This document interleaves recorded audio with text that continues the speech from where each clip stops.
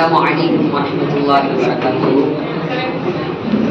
அன்பார்ந்த மாணவர்களே, இன்றைக்கு நாம் சுதந்திரமாக இருந்து கொண்டிருக்கிறோம் மற்றும் இன்று நாம் மகிழ்ச்சியாக இருந்து கொண்டிருக்கிறோம் என்று சொன்னால் அதற்கு முக்கிய காரணம் நமக்காக போராடிய விடுதலை போராட்ட வீரர்கள்.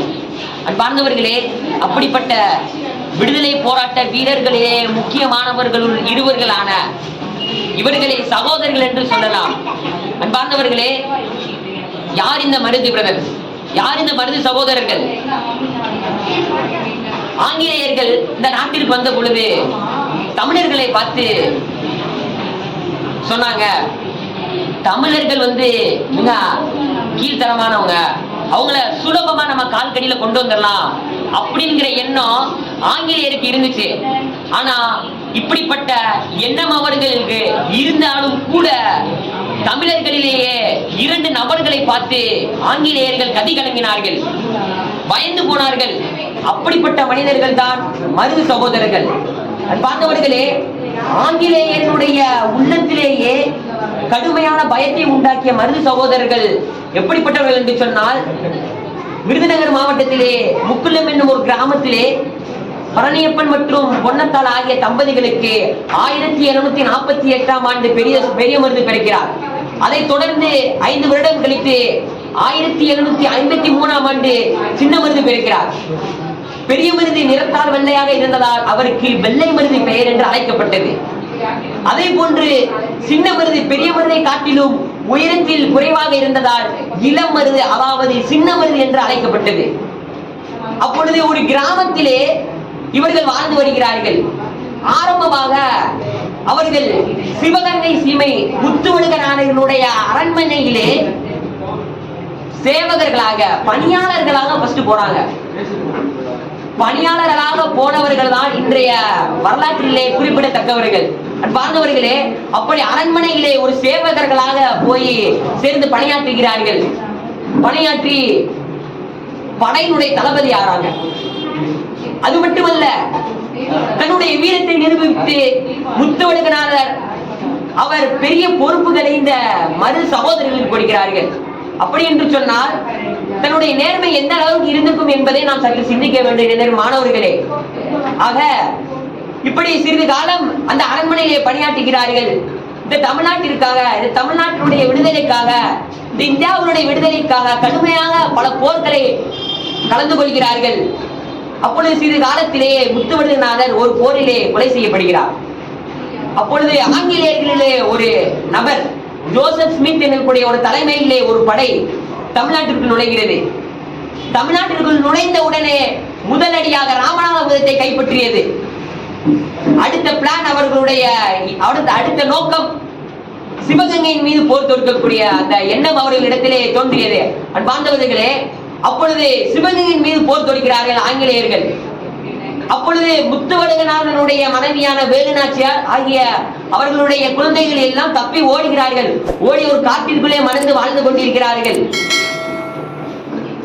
இது எப்ப நடக்குது என்று சொன்னால் 1772ஆம் ஆண்டு இந்த போர் தொடங்குகிறது.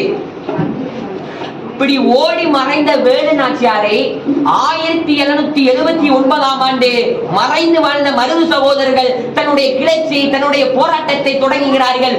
போராட்டத்தை தொடங்கிய ஒரே வருடத்தில் ஆற்காடு நவாப், தொண்டைமான், கும்பினியார் போன்ற படைகளை வெற்றி கொண்டு தப்பி ஓடிய வேலுநாச்சியாரை ஒரே வருடத்திலே தன்னுடைய அரண்மனையிலே அமர வைத்தார்கள் என்று சொன்னால் அவர்களுடைய வீரம் எந்த அளவிற்கு இருந்திருக்கும் என்பதை நாம் சற்று சிந்திக்க வேண்டும் என்னருமே மாணவர்களே. அது மட்டுமல்ல, ஆங்கிலேயர்கள் தமிழ்நாட்டினுடைய மக்களை போர் செய்து கொண்டிருக்கும் போது ரொம்ப தைரியமா போர் செய்வாங்களாம்.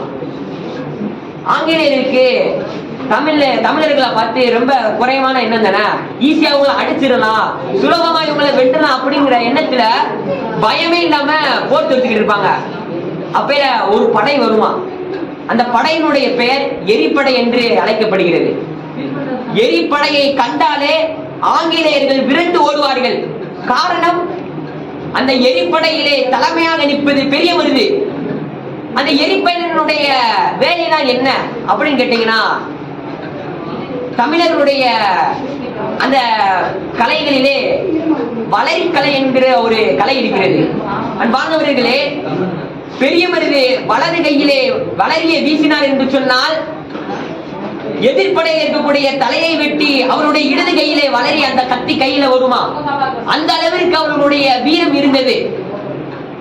அது மட்டுமல்ல, இந்த மண்ணிற்காக, இந்த விடுதலைக்காக கடுமையாக போராடினார்கள்.